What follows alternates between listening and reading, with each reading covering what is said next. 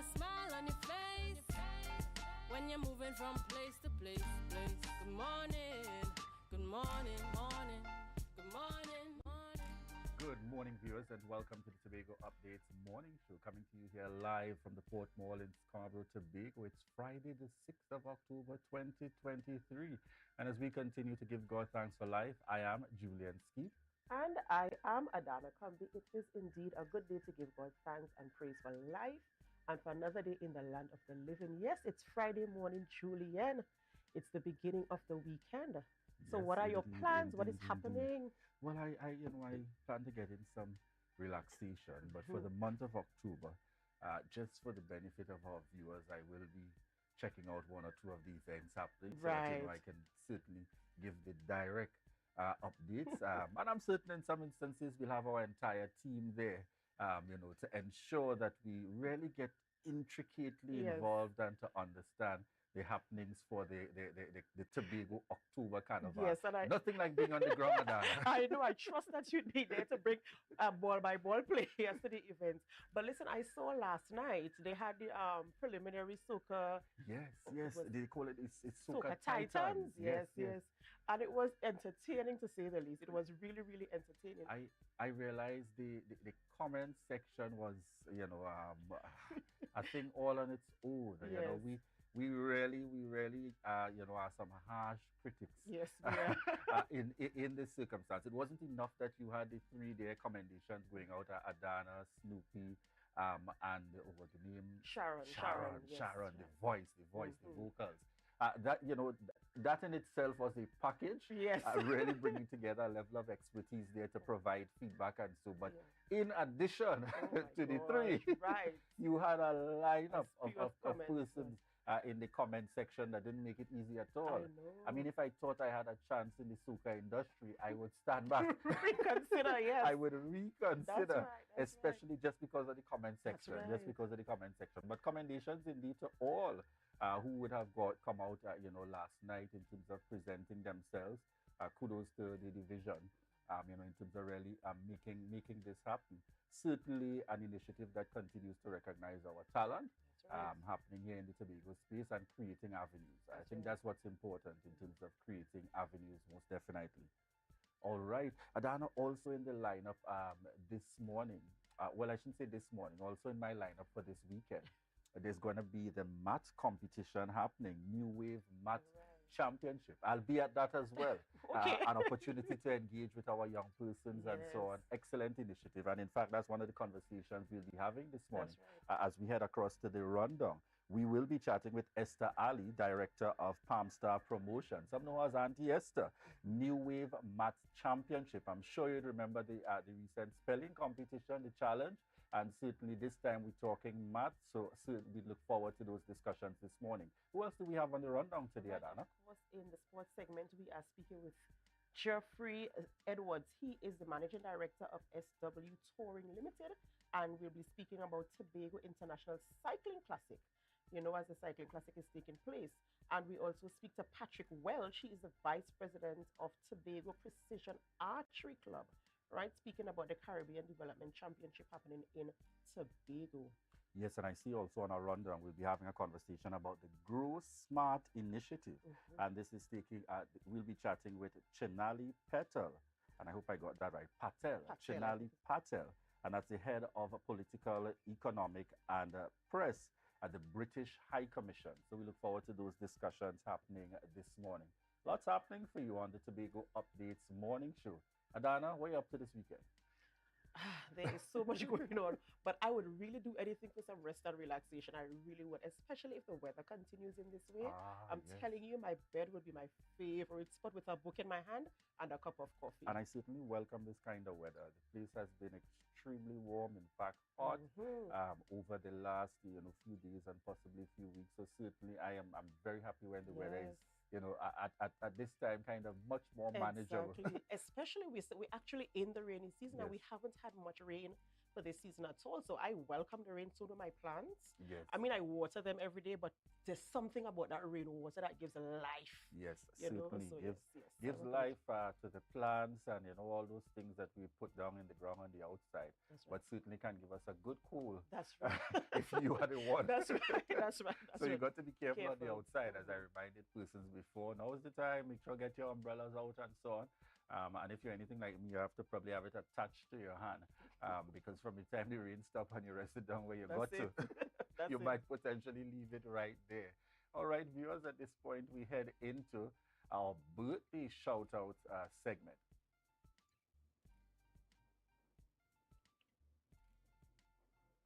And of course, we're saying happy birthday to you guessed it. This is Nikosi Phillips, right? Happy birthday. They call him the ambassador. Yes, birthday Right. celebrations. Birthday Yes. celebrations going out to Nikosi. We trust that you have an enjoyable birthday.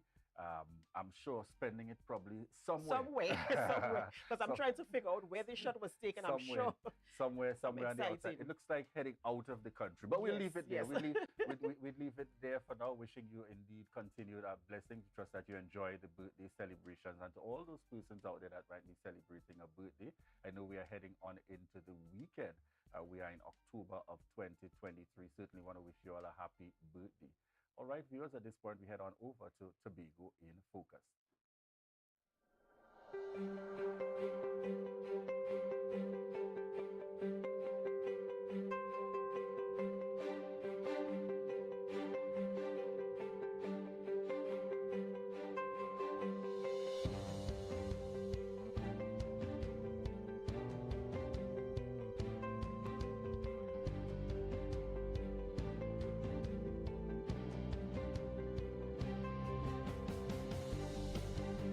Naturally, most persons think that gender automatically refers to a male or female. However, the term can be used in many instances. The gender unit within the Division of Health, Wellness and Social Protection assists persons in vulnerable situations. Gender Officer Nigel Phillip explains the unit's responsibility in detail.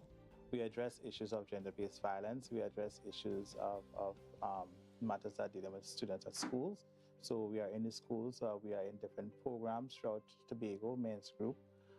We address issues that affect both men and also issues that affect female. For the gender unit to be effective, Philip states they need to have persons on the ground to assist. This currently consists of different NGO groups, religious-based organizations, agencies in Trinidad, and the Ministry of Gender Affairs. The unit also works with the United Nations. So what we do in terms of we address issues of gender-based violence. So we provide support for persons who come into our office that is affected by gender-based violence. We also work very closely with the TTPS, the police services, the Victim and Support Unit. When cases of domestic violence or gender-based violence come to hand, they will refer the matter to us. In addition to the unit's large portfolio, they give further intervention when needed. They provide support to NGOs by means of training in how to deal with violence and violent situations. They also provide support by means of funding for various programs. Presently, right now, from 2020 to present right now, we have been working with the Spotlight Initiative.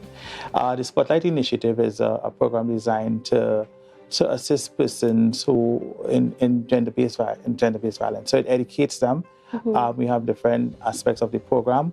And one of those aspects is that where we work with those NGOs. So the training that we will offer them is like training, like we had training in sexual violence and how to deal with sexual violence. We have training in, we would have done training in shelter management, and we would have tried to do training with key persons on the ground. Key persons on the ground are inclusive of the judiciary, the police services, first responders, and medical services. These trainings also include support training and learning how to gauge persons when they come for support.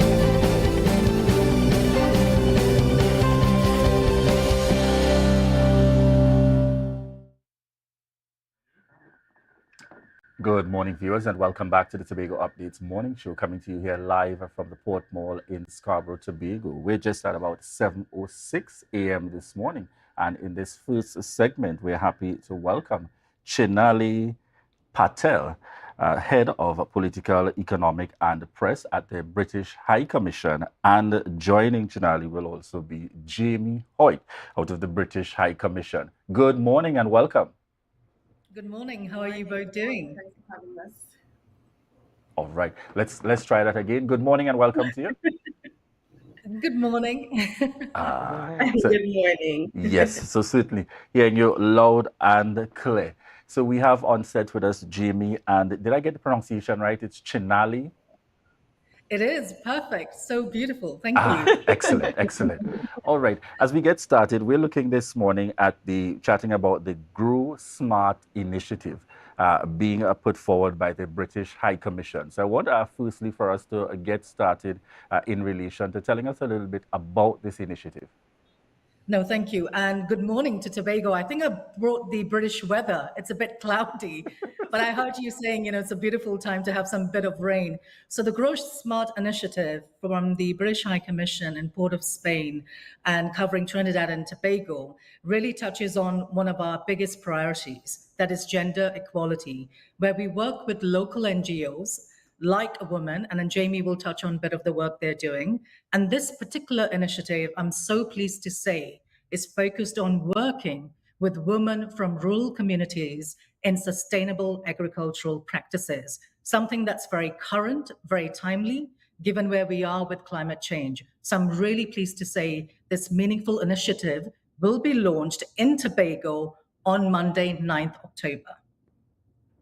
Right. And the initiative, as you said, of course, is to address equality, right? Gender equality as we empower women in this particular field and this industry, which I believe is a lucrative industry, if you ask me, because I mean, at the end of the day, we all need to eat, right? And what we're talking about is production of food.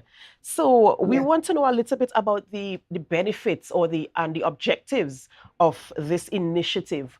I know we're targeting women, and I know we said at least 10 women from Tobago will be a part of the training. So what are some of the areas that will be covered throughout this process? Okay, I can take that. As Chanelli mentioned, it would be a 6 weeks program aimed at empowering and educating these 30 women, 20 from Trinidad and 10 from Tobago, on sustainable agriculture practices. There will be workshops that will educate on these techniques and strategies. And the program will be facilitated by women, as well as Rakesh Burkal, who is a lecturer at the University of the West Indies. So based on that, women can benefit from, just different techniques that will help them to utilize the resources that they currently have, limited resources at that, to efficiently grow and plant and grow crops, as well as they will develop a agribusiness around those techniques to be able to sustain themselves and their livelihoods. Tell us a little bit about this strategy, because I realize this has to be strategic, of the focus on women, given the pivotal role and so that they play in the household. Tell us a little bit about that strategy in itself. Jamie, yes, I'll take that. It's fine. So in terms of, we recently concluded a program called Tribe Business Women Development Program with the UK High Commission as well. And from that program, what we realized is that women need to become independent. They need to become self-reliant and sustained. Right. Entrepreneurship definitely is one of those avenues that can afford that. And coming out from the research, it also pointed to agriculture being an initiative or being an avenue for women to also become independent and self-reliant and self-sustained. So we basically zoned in on agriculture, also looking at what is trending internationally as well as regionally, and really kind of developed a program that will fit the women of Trinidad and Tobago. Right. And outside of, because I put my hand to my garden as well. So outside of the actual skills that you gain from being a part of this program, there are other benefits to being a participant as well. You want to tell us a little bit about that also? Yes. So as a participant, Chanel, you can add to that. Oh, please do. I'll come in later. Please do. Okay, so as a participant, it's all about holistic development for the women. So yes, they're going to get the training on sustainable agriculture techniques. However, we're also distributing packages to the women so that they will have packages to start the program. They'll also be going on field trips. So as much as we're doing, the theory of it in the classroom, they will also be going into the field and witnessing firsthand how these strategies are implemented, how it's done. They'll also be given the opportunity to network amongst each other as well as other professionals in the agriculture space. And at the end of the program on December 2nd, there will be a graduation where 6 of these lucky women will be selected to pitch their newly developed agribusiness and techniques learned. All right. Shanelli, tell us a little bit about, over this 6-week period, some of the core areas that this initiative will cover. So one of the core initiatives, and I really believe this, agricultural sector sits at the heart of any community, and it's great to have women entrepreneurs coming on board and upskilling and getting training. But what we also want to do as part of this particular 6-week program is connect women with business leaders and business sector in the communities, because I think connections truly matter. So even at the launch, whether we're doing that in Trinidad tomorrow, in Trinidad today, later on, or in Tobago on Monday, we're making sure the experts that are in the sector, the business leaders equally can share learning, can share the best practice with the women who are part of this program. And there's a technical side of this as well. So we're hoping that some of the UK learning can form part of the program as well. With anything like this, can I just candidly say that, it's a small step in many ways, but a crucial one, given how much we want to support women leaders in this particular sector, but broader as well. And to conclude on this really important aspect is that we hope this is just the beginning of how we can support local NGOs, not only in Trinidad and Tobago, but perhaps broader as well. Where do you see as possible follow-up opportunities, Shanelli, for the woman looking on and saying, I'm wondering if this is really going to do what I'm hoping for me? How do you give that sense of hope in terms of this is going to be the program for you, and beyond that, this is the kind of potential that will be available to you? What do you see to that woman and that young lady looking on? That's a really, really good question. And I hope, can I just say in responding to that, I also hope it's youth, right? I hope that youth look at the stories of these women entrepreneurs and this amazing, inspiring women who are coming on board, including the co-founders, may I just say, Jamie and Lucia, and say, actually, this is possible with the right support system in our society, empowering women from different sectors, different leaders, including actually British High Commission. We can do more. But it's the beginning of a dialogue. It's the beginning of an engagement. I'm not saying this is the answer to everything, because that's impossible. But I do hope that this is a small step, as I call it, a first drop in the bucket to do this on a magnified way. All right. And I do think that the opportunity is there for growth, because we're talking about networking, we're talking about exposing them to a lot of different talent in this field. This field is a wide field, as I say, it's a provision for a main staple in our lives, which is food, right? Some of the areas that you would be covering throughout this program, I see introduction to hydroponics, and what other essential areas will be covered throughout this training program? So apart from hydroponics, we'll also look at aquaponics and, just taking it in stage by stage, developing their knowledge on these particular practices, as well as agribusiness, because we want them to get the skills, we want them to get the knowledge, but we want to say, hey, why not develop a business around it so you can sustain yourself, sustain your household? So we will be teaching a little bit of business development, marketing, sales, everything that brings together that business development aspect, so that they can now go out and start selling their products.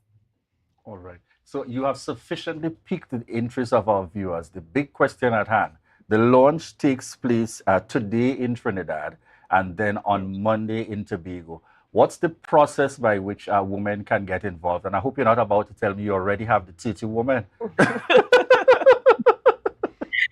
Tell us. Oh my. If that's So, the yes, situation, tell us. So yes, definitely. We had put out the application and we have selected, 20 lucky women from Trinidad, 10 from Tobago. We really see it important for women in Tobago to participate because previous program we'd have seen, a low turnout of women signing up and registering Tobago. So yes, we already have the 30 women, but as Chanelly mentioned, we really want to look at the sustainability of this program so that, other women can be a part of this. And, I'm hoping that it's not just for us to, keep this information and share it just in this cohort, but we can also share this information widely via workshops, via our platforms, so that other women can benefit as well. 30 women are going to be playing a pivotal role in Trinidad and Tobago, pioneering and ensuring that this program sees further opportunities for additional women down the road. Definitely. Absolutely. Woman power. Absolutely, yes. All right.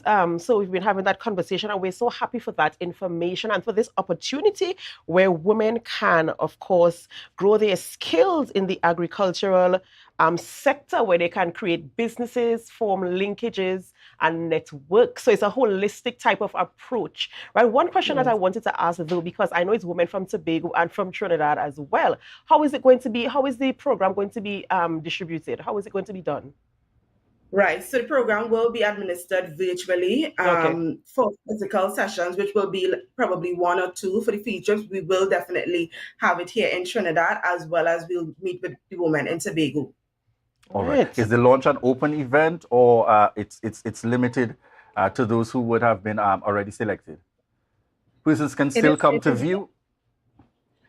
Sadly, it is limited. However, can I just say, and can I just pitch? It's my first time ever in Tobago on Monday.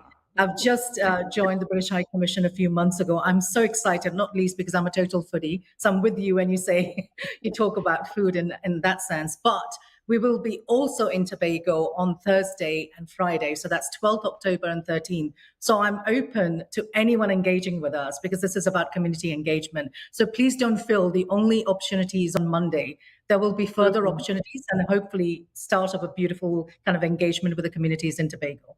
All right. Any contacts to connect with the commission, emails, social media for persons who may want to reach out and connect while you're in Tobago? Absolutely. So we have a Facebook page, British High Commission in Trinidad and Tobago. Please reach out to us via that. As you know, Her Excellency Harriet Cross has a very good Twitter page. She's very active. So you can reach out to her as well. So any form of engagement, or if you see me liming on a beach in Tobago, please reach out. You got the terminology just right. We're happy to welcome you across the Tobago. And thank you so much again for joining us here on the Tobago Updates Morning Show, bringing forward this information. I wish you every success with the launch that takes place in Trinidad today and Tobago on Monday. And we know you'll take a little time out to enjoy what we have to offer here on the island. Thank you very much again, Chanelly Patel and Jamie Hoyt. Thank you so much for joining us out of the British High Commission. Very interesting initiative, Adana, the Grow Smart initiative. Yes, indeed it is. It is. I'm very excited about it, and it's unfortunate at least 10 women have already been selected, but that's okay. We have to send Adana to that launch, so she will give us some updates on Tuesday morning. That's right. All right, viewers, we want to thank you so much for continuing to choose the Tobago Updates Morning Show, and to remind you that this is your opportunity to share the live, share the live, share the live. We'll be back.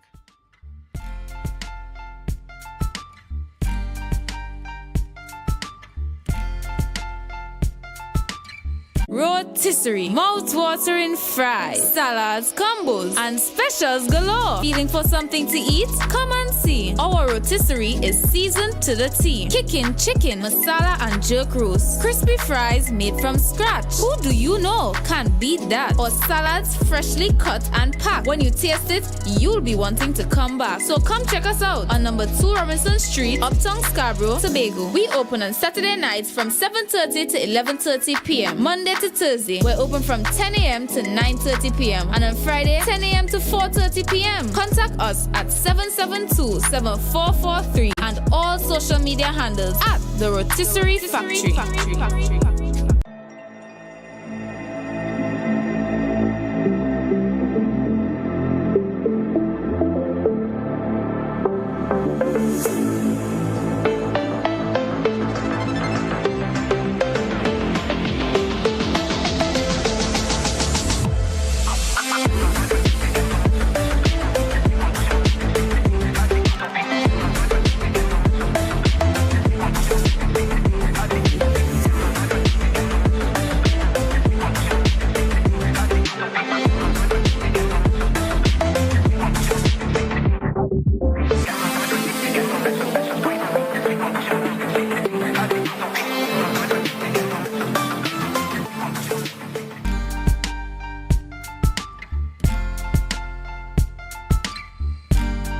Put a smile on your face when you're moving from place to place.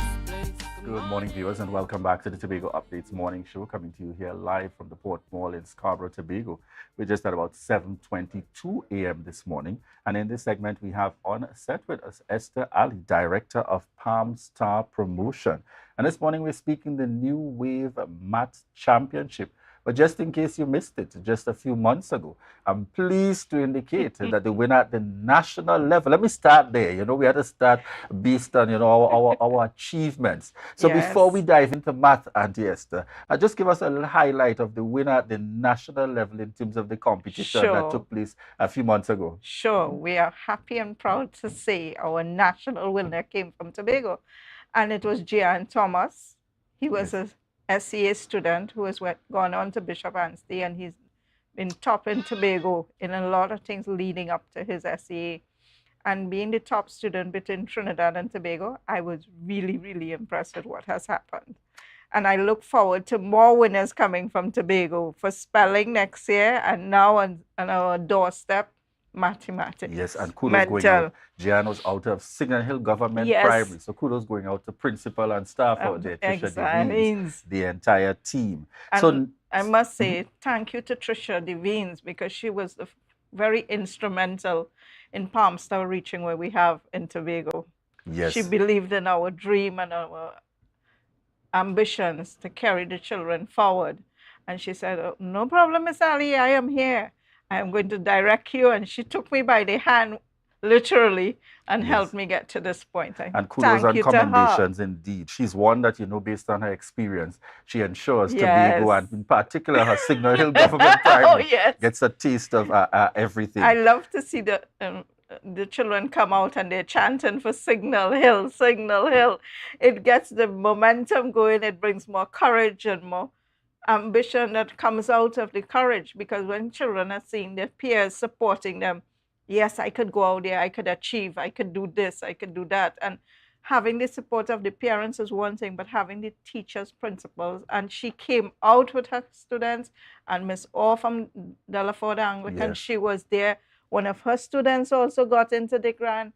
Congratulations to all. Look forward to your continued support. All the schools who take part, the ones who haven't, please look forward to the upcoming competitions. And I will be here, by God's grace, and Tobago Updates to update you guys on it as we go forward. Certainly. And the reward for good work is more work.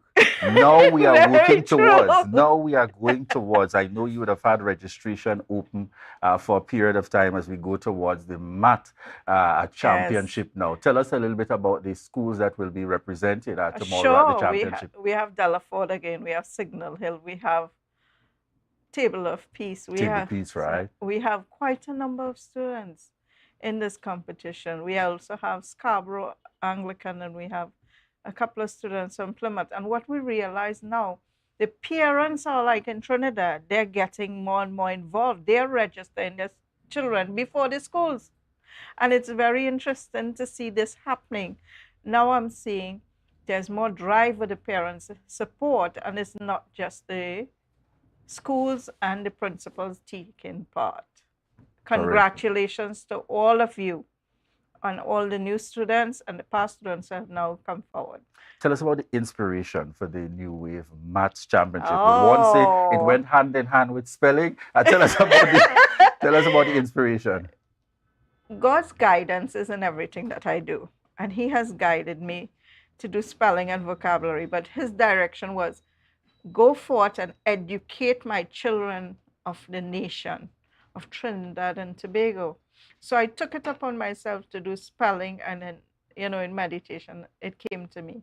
With his direction, do vocabulary. So maths is a little bit surprising. It's all mental. Yes. Students are all mental, but you also have spelling in this maths competition, okay? Please be aware. In the grand final, we have spelling pertaining to arithmetic or mathematics questions, as we would say. All right. As Tell us well. about the lineup of the dates. We know Tobago will be happening. Then you're going to be having in Central. Sure. And also in terms of the grand finale. Okay. In Trinidad, it's next week, but let me deal with Tobago right now. Tobago is tomorrow. Registration starts at 6:30 a.m. at Shore Park. Competition starts at 7:45. We go into prayer, do national anthem, we do a welcome, and we greet our children. We start with preliminaries in the morning from 8 o'clock until about 11, because the number of students, we have over 100 plus from Tobago. Then we go into a qualifying round, we go into a break, and there's a grand final. We are giving the top student an award in Tobago, plus, and I'm happy to say, we have tablets for the top 5 students. We are happy to say we have prizes for parents. Again, the top students, the top 5 students, their parents have prizes to get, sponsors by Budo Electrical here in Tobago and also in Trinidad. We are happy to say Charon's Bookstores is back with us, and they have given us prizes to give to the children, vouchers for books, so that they can go forward and purchase what they need to. Price Club is one of our major sponsors in Trinidad, because as it is, they have come on board and they have given us the facility to use in Trinidad. So the 14th and the 21st is competition in Trinidad. Preliminaries is the 14th. Qualifying round and grand final is the 21st. Caribbean Airlines is back with us. They give 2 inter-island tickets. We have AJ Medical Services, and they are paramedics on duty, and they're also one of our sponsors. We are happy to say we also got back Super Cow, but unfortunately they could not come to Tobago, but they would be in Trinidad. And we have Sunshine in Tobago at Shore Park. Yes. And they have their mascot. The polar bear is coming to visit. Yes. We also have Dale McLeod Agency, and we are happy for that. Jameson came on board, and they have provided vitamins and tokens for the kids, etc. So, and in terms of Presto, they have given us 2 hampers to give out.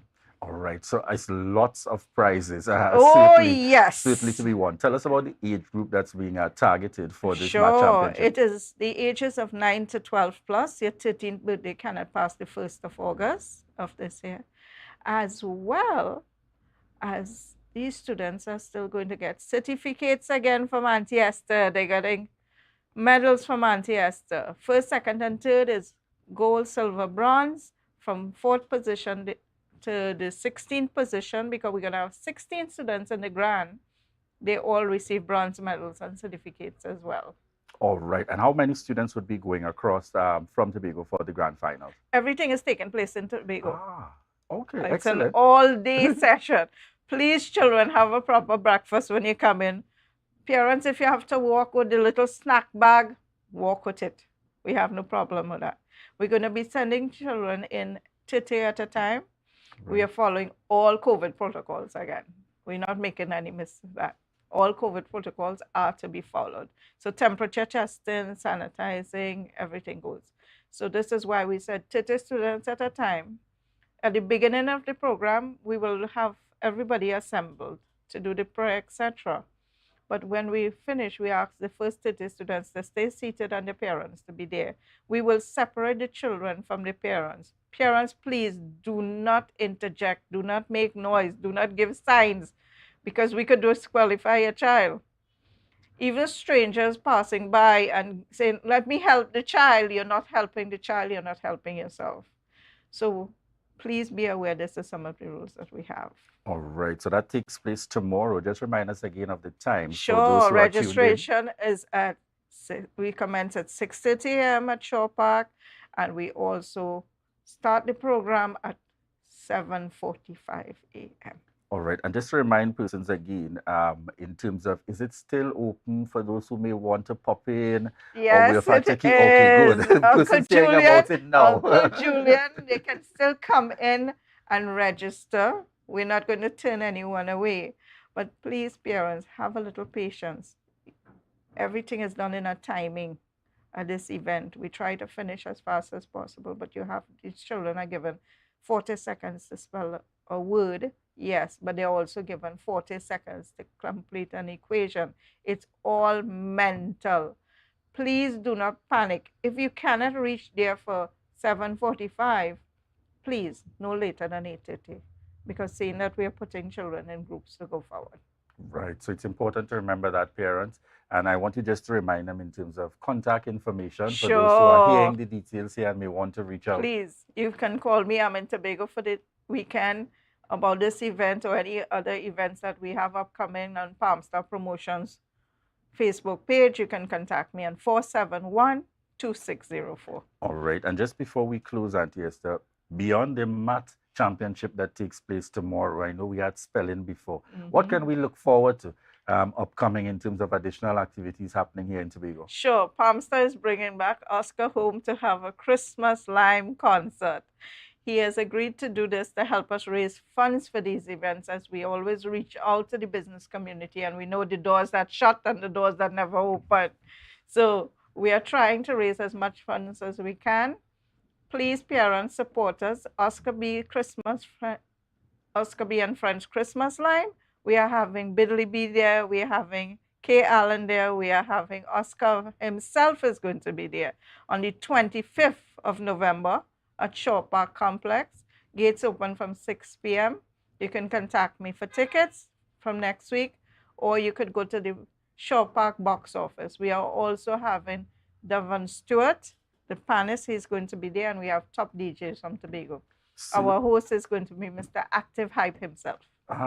So certainly we're going to have a scenario that by the time she's back to tell us about the outcome of the championships, she will give us more details in terms of the upcoming activity. And we have a little teaser for you guys. Scrunter is coming in January. Big things happening there out of Palmstar Promotion. Just as we close, any other information you'd like to share with the public, those viewing and listening? Sure. We'd like to say thank you for your support. The parents, the teachers, the sponsors who stayed with us, and the new ones that came on board. I have to say publicly, the little support we got, we appreciate it. And we're looking to achieve greater and bigger things and to have more children in Tobago in more competitions that we have coming up in the future after maths.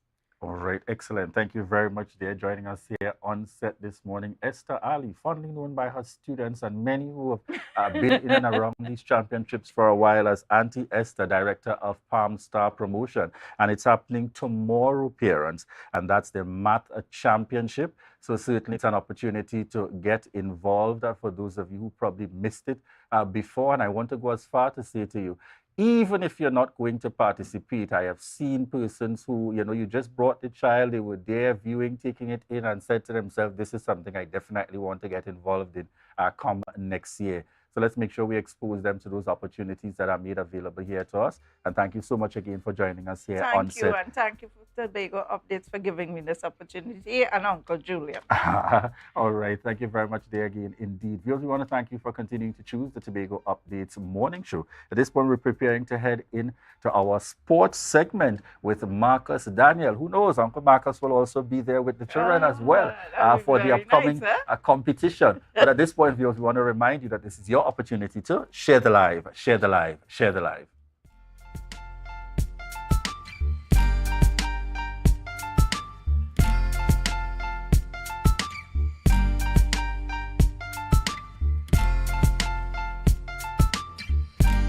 Tobago Carnival, Caribbean Vibes presents Tequila Sunset. Tequila Sunset, October 27th. Scarborough Esplanade from 3 p.m. to 11 p.m. It's a cooler fete like no other. Bring your squad and we'll take care of the vibe with your top TNT and New York DJs, surprise guest artists. Tequila Sunset will be an epic event you will never forget. Early bird tickets are 199 TT or 30 US. Get your tickets online on islandetickets.com or frontlineticketing.com. For more info, call 475-6218 or 754-7344. And New York, 917-561-9742. All drinks must be in plastic bottles and no ice or chaser allowed. Tequila Sunset, October 27th, Scarborough, Esplanade. We are going on a new journey. Tobago now has its very own Carnival. She like loud music and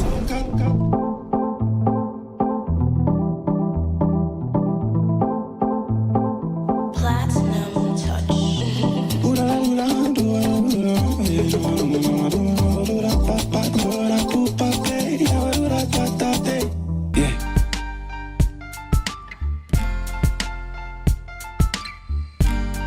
Put a smile on your face when you're moving from place to place. Good morning, good morning, morning. Yes, good morning, good morning. And of course, thank you so much for staying tuned to Tobago Update Television. I want to say thanks to Dana and Julian for holding down the fort and the first half an hour. But we are into the sporting segment now. We have two interesting interviews for you guys this morning. And we're going to start off with Tobago Masters football. Yes, Masters, yeah, they're still playing football. We're going to chat with Mr. Jeffrey Edwards and then we're going to jump into some archery stuff. So I think Mr. Edwards is on the line already. Yes, of course, always repping Tobago Masters football. SW Touring Limited. Good morning to you, sir. Good morning, good morning. Are you hearing me loud and clear? Loud and clear, loud and clear. Thank you very much. Thank you very much for having myself and by extension SW Touring Limited and Tobago Masters Football Tournament. Repping again all things Tobago when it comes to this portrait. Yeah, let's play Tobago. So Warren, I mean, I know of SW Touring Limited. I mean, just before we get into what's happening here in Tobago for your Tobago Masters tournament, let's tell viewers and listeners about SW Touring and what you guys do.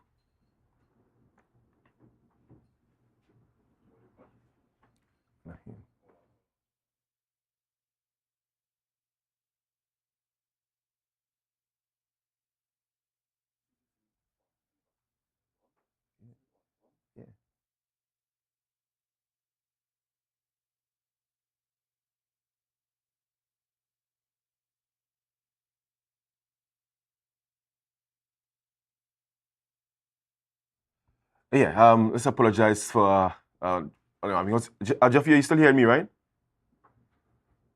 Yeah. Yeah.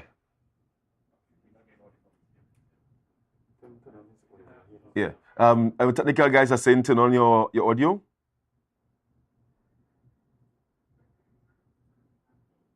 You know how these things go at times, you know.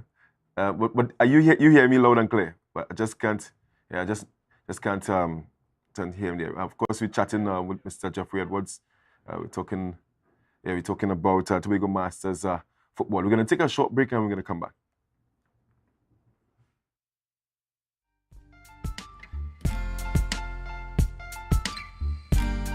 Put a smile on your face when you're moving from place to place. Good morning, good morning, morning.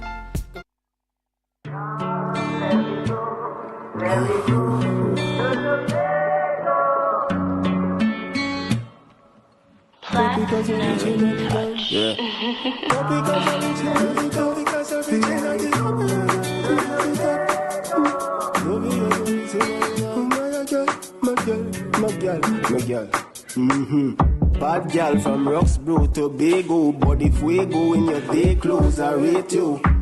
Grew up around good vibes and incense. Grew up in hard times that intense. Shut it as you're reaching at the dance.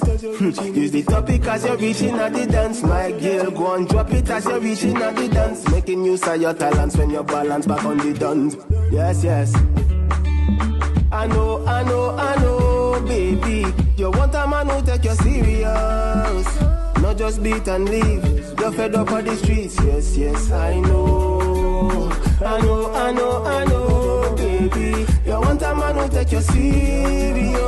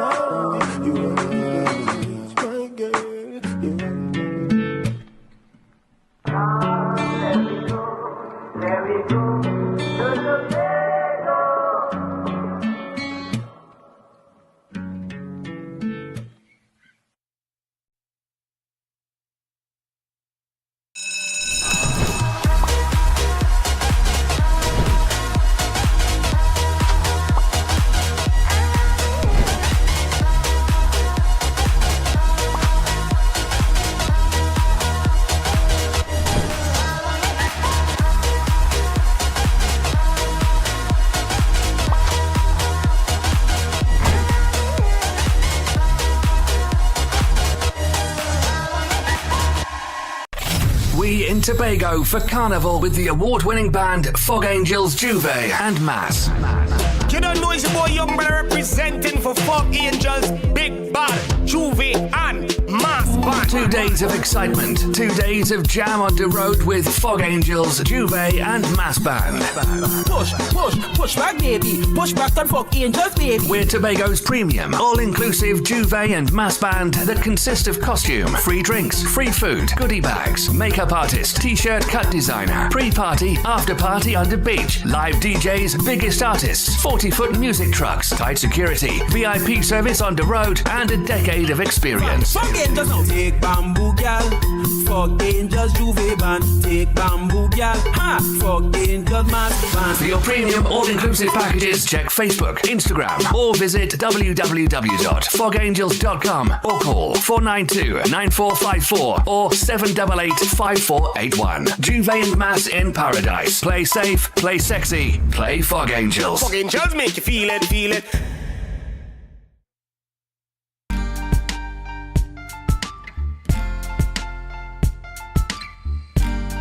Put a smile on your face when you're moving from place to place. Good morning, good morning, morning, good morning, morning. Welcome back, and of course, and thank you so much for staying with us here on Tobago Updates Television. I think we have the technical issues sorted now, and we have Mr. Edwards back with us. Mr. Edwards, you hear me loud and clear, right? Right, you hear me loud and clear? Yes, I am. And fantastic. And I can hear you as well. Great. Technical difficulties, but as has been said in sport, the show must go on. And let's continue the show. Yeah. Because we speak in Tobago Masters Football Tournament, and this is a sport tourism venture that is, and we know sport tourism is a very lucrative niche market. And you were speaking about SW Touring Limited before. And as a sport event management and marketing company, we were able to grow this event in Tobago over the last 9 years. Barring COVID-19 that took away 2, we are here again in terms of with our last edition being in 2019. And we are very proud of the team in terms of having resilience to be able to execute such an venture. We have coined this year, Let's Play Tobago, noting that Tobago for us is sport in paradise, which creates a very distinct competitive advantage when it comes to other Caribbean destinations. And we want to be able to have a little discussion as regards that. Tobago is not only clean, serene, and beautiful, but more so in terms of its venue infrastructure with significant capacity, whereby we'll be using the Dwight York Stadium, as well as the Shore Park Recreational Ground. The road network is impeccable, accommodation for all financial categories, unique culture, food, and as mentioned before, safety. Many unique selling propositions that make Tobago the ideal destination. And as we say before, sport in paradise for this, the 9th edition of Tobago Masters Football Tournament. Hey, fantastic. And we are very delighted that you have chosen Tobago to host such a prestigious event. Let's get into the details of the tournament, right? When does it start? When does it end? In terms of, well, you mentioned Dwight York Stadium and the Shore Park Recreational Ground. Tell us about the time for matches and teams involved. Of course. So the Tobago Masters Football Tournament is a tournament catered for persons 40 years and over. It starts on Thursday the 12th at 6 p.m. We're at Shore Park Recreational Ground, where we have one game, at over 50 match between local legendary team 1976 Phoenix Masters. Their over 50 team will be in action against Combined FC, which is a South-based Trinidad team comprising of Presentation College, San Fernando, Naprima College past students who have come together to be able to put on a team for this event. On Friday the 13th to Sunday the 15th, we shift our attention to Dwight York Stadium, where we start at 11 a.m. and we go straight into the night until 9 p.m. on each day. So Friday the 13th to Sunday the 15th, 3 days we are at Dwight York Stadium, or the main field and the training field. Admission is absolutely free to the public, and we have live entertainment in terms of DJ. We have rhythm section. Daniel, I was happy to be able to see our boy in CPL doing his thing with the iron. Yes. we'll definitely be having him across as well. We having food. Marcus Bacon Shark Limited will be across in Tobago, as well as Tobago vendors who will be showing their culinary arts at the location.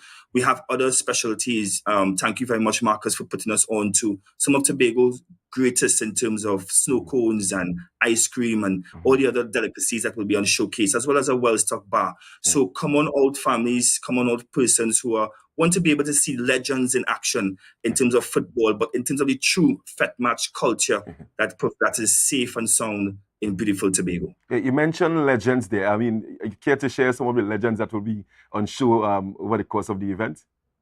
It's interesting that you mentioned that, because we have carded Gary Glasgow, Arnold Dorica, Christopher Doherty, Joan Baltazar, the futsal, Trinidad Tobago's very first national futsal captain. We have Mr. Leon St. Louis, who was a past attendee before. So there's a host of persons. Earl Ballhog Ja, Solution International and Solution football legend.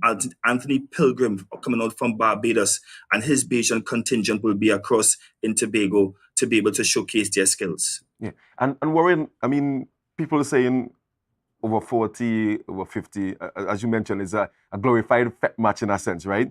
And I'm sure that you have a number of sponsors. How are you able to get sponsors to buy into seeing fellas over 40 who may have to use sports bomb and all these different things to play? Well, the thing about it is that let's look at it from this point of view. We are now able to commercialize what is us, fet match football. And with that being said, I want to be able to thank very much the Tobago Tourism Agency Limited, who, let's be reminded that their core mandate is to lead the development and redevelopment of the island's tourism product, and by doing so market such as events like these, and thus reposition Tobago as a premier island destination, and in our case, a premier sport tourism destination where we look at sustainable development. As we talk about sustainable development, we also have to give kudos to Tobago Recycling Resources Initiative, who has come on board as a partner to be able to assist us when it comes to sensitizing and also acting to how it is we properly dispose of our waste. And that forms part of the Tobago Masters Football Tournament, and by extension, SW Torrens' strategic pillar which is aligned to the UN's Sustainable Development Goals. So we are very much proud of the partners that we have in Tobago, and we can't forget the Division of Tourism, Culture and Antiquity, as well as the Ministry of Sport and Community Development, who has helped us and partnered with us when it comes to the use of some of their facilities. So it's really and truly a holistic a partnership and development whereby persons have seen the value of it, noting very well, Marcus, that Tobago Masters Football Tournament has contributed directly and indirectly to the island's GDP. When it is we did our last report in 2019, we would have accounted for over 65% of the inter-island transfer, both in terms of airfare and also via the boat. This direct and indirect contribution to the island's GDP was due to increased demand for hotel accommodation during that 4-day period, transportation services, food and beverages consumption, entertainment, television and media coverage, advertising, health and medical services, and I could go on and on in terms of the small, medium, and large-scale businesses that work with us to be able to execute this. From a simple thing as the maxi drivers, the food concessionaires that we spoke about, they have all been benefited directly and indirectly to the Tobago Masters Football Tournament being here. Noting that we have moved from 3 days to 4 days, and if all goes well, in our 10th anniversary next year, we are looking at having even more venues. So that means more indirect injection into the economy. Yeah, Warren, so much to take in. I mean, we can stay here whole morning talking about Tobago Masters and all that you have done from SW Touring Limited. And of course, as a Tobagonian and someone into sport, I want to thank you for all that you have done in showing that, Tobago is the destination to ensure that, we have the Masters playing so that the youngsters can have someone to look up to. And in fact, to see them playing is a blessing still in that sense. So I want to thank you so much for being here this morning. And I want to wish you all the best with the event starting next Thursday. So Tobago, you go out there and support the Tobago Masters Football Tournament. Thank you so much, Warren. Marcus, if I may quickly just remind persons that they can contact us at 78sport, 787-7678. And they could check out Tobago Masters Football Tournament online on Facebook at SW Touring Limited. So see them next week, the 12th to the 15th in Tobago. Thank you so much. Have a wonderful weekend. Same to you. Yes, of course. We've been talking there with Geoffrey Edwards. I call him Warren, Managing Director of SW Touring Limited. And I mean, I've been to the Masters Football Tournament, and I mean, those guys, trust me, still, I mean, they may be a bit on the older side of things, but they are still skillful enough to entertain. All right, guys, we're going to go straight into our second interview this morning. As I mentioned, we're talking archery this morning, and I have two special guests with me on set. Let me say good morning. In fact, I'll allow you guys to tell the viewers your names. All right. So good morning, Tobago. My name is Anthurium Lewis, and I'm a national archer. National archer. Hi, good morning, Tobago, and all the viewers. My name is Patrick Welch. I am the head coach of the Tobago Precision Archery Club and a member of the local organizing committee of the recently concluded Caribbean Development Championship Games held at the Dwight York Stadium. Yeah. So let's get straight into that part of it. I mean, first time held here in Tobago. Yes. And in fact, in Trinidad and Tobago. So this CDC tournament, it actually included archers from the entire Americas, from Canada all the way down to Colombia, and so we're here in Tobago. Right. We had over 180 archers and, all their supporters, so literally hundreds of people on the island. Yeah. They took over for that period in the hotels and everything. We had a really good representation from Trinidad. I think we had close to 90 athletes from Trinidad, yeah. Right. And the event, this was the full time it's been held in English-speaking Caribbean, right? So before it was always held, I think last year it was in Dominican Republic, and years before that, other Spanish-speaking countries. So it's the first time it was held here. The event went really well. Our Tobago athletes would have represented, our national athletes would have represented, and all the athletes that came into the country, they were very enthused and they really enjoyed the hospitality of Tobago. And as the previous interviewer was saying, the safety, that comfort of being here, that was really represented. The quality of the facilities that we had to use at the Dwight York Stadium was really world class. I was actually privileged to have read a email that came from the top of archery in the world. I was the president of World Archery, and the email basically praised the event for everyone that came to it, reported back excellent, top of the class, and we really set a standard here in Tobago that they want to emulate going forward. Yeah, that's good. And what's your takeaway from the whole event itself? What would you take away from it? Well, my first takeaway is that I need some rest after this event. But it was excellent, and it gave the archers of Tobago and the people of Tobago that kind of exposure to what could be. There's a significant avenue to host events here in Tobago for archery and even for other sports, and we must take advantage of that. And we're hoping that the archers from Trinidad and Tobago that would have taken part in this event, it encourages them now. We're aiming to go to more international events and getting world ranking and heading, if you know, that big Olympic goal that some of them would have also. Fantastic. Really I mean, I want to come to Miss Lewis now. Of course, I'm seeing medals around her neck, and in fact, gold. In fact, that's gold, right? Is yes, gold medals. Let me say congratulations, firstly, and tell us about your medals. All right, so in the CDC competition, there were 2 rounds I took part in, right? So there was the ranking round and the elimination round. Right. Right, so for those 2 rounds, I would have won gold. Yeah, right? you can lift yeah, gold medals. Right, and I was the only Tobagonian archer to receive a gold medal. 2, in fact. So I think that's a great feat. Yeah, of course. And I'm very proud of it. Yeah. Right, it's an honor to be able to attend an event like that. Right. And it's only happened because of the support I received. You know, I have to thank God first. Yes. Right, my coaches, my family. It's only happened because of the support. Yeah. And were you nervous heading into the competition? I was. Yeah. I'm not gonna lie, I was. Yeah. All right. I even had a small malfunction, but I rose to the top and I overcome all of that. Yeah. Right. But despite all of that, I knew I was going to win. And was that event your first major event for archery? Okay, I have competed in international tournaments before. Right. So last year I went to Dominican Republic. Right. I got third that year, but this year I came back and I showed them who was the boss. Right? I like that.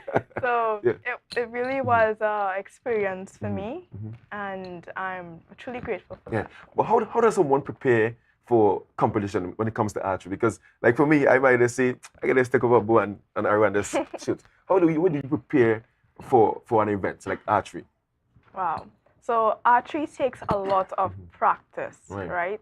So people look at archery and think it's an easy sport. Let's pick up a bow and shoot, right? But for me, I had to shoot 50 meters, which is a far distance, right? And I'm 14 years old. 14 years old. Right? So for me, it's practice. You have to spend a lot of days going to shoot, training. There's strength into it as well. So beginners might be able to pick up a light bow and pull it back. But for me, I have a heavier poundage bow, so I can shoot that distance, right? So it's a lot of practice. And also, archery has a great part. It's psychological as well, right? So you need to be mentally prepared. So regardless of how much you trained, if you're not mentally prepared, then don't expect to win. I like that. What's the atmosphere like in Tobago in terms of person coming to archery now? I think since this event, my phone has been blowing up. So I have a lot of WhatsApp to respond to. And the persons who would have competed from Tobago over this weekend, we had 9 medals coming back to the island. And Turam with her 2 goals, we had 4 silver and the others were in bronze. And these athletes would have really put forward their performances. Total, I think Tobago had 8 athletes competing at the event. And even those who did not medal, we had a situation where they would have met their personal best. So they would have exceeded what they were accustomed to, and now they're in a better mind place to really go forward and succeed. And you know, it couldn't have been done without the support we had a lot of support from the Ministry of Sport and the Minister Shamfa Kajo. We had support from the Division of Community Development, Youth Development and Sport, and Secretary Wayne Clark. He was with us at the beginning, he was with us at the end. And he was really out there throughout the event, giving the full support to the event this weekend. And we must really say thanks to him. And you know, the stadium staff, the sports development officers at the division, and especially I'll say big up to Miss Hackett at Bishop's High School, who came out, and the Bishop students and the Savage secondary students that came out and supported and during the opening on Friday. We had a lot of support from the Tobago public and from our stakeholders here in Tobago. And we really want to say that thank you to them. And we will use that support as we elevate the Tobago archery scene to a higher level and competency. Fantastic. And just before we go, for persons who may be interested, tell Tobago where do you guys train and a contact number for persons interested in participating. Yes, so our main training days are Wednesdays and Saturday, Wednesday afternoon, Saturday mornings at Jubilee Park in Scarborough. You can reach us through the websites or Facebook, Instagram. It's all Tobago Archery, tobagoarchery.com, Tobago Archery Facebook, Tobago Archery on Instagram, or you can contact us at 780-5277, and we'll share all the information from there. Fantastic. Once again, congratulations, Ms. Lewis. Wish you all the best in your future endeavors. And of course, thank you so much for all the work that you would have put in and putting Tobago on the map in that sense. And I'm hoping to see more events of that nature here in Tobago. Guys, that's all the time we have this morning when it comes to sport. I want to thank you so much for tuning in. We're going to throw you over now to Candice Jackson with Good Morning Tobago. Don't forget, share the live, share the live, share the live. Take a break and come right back.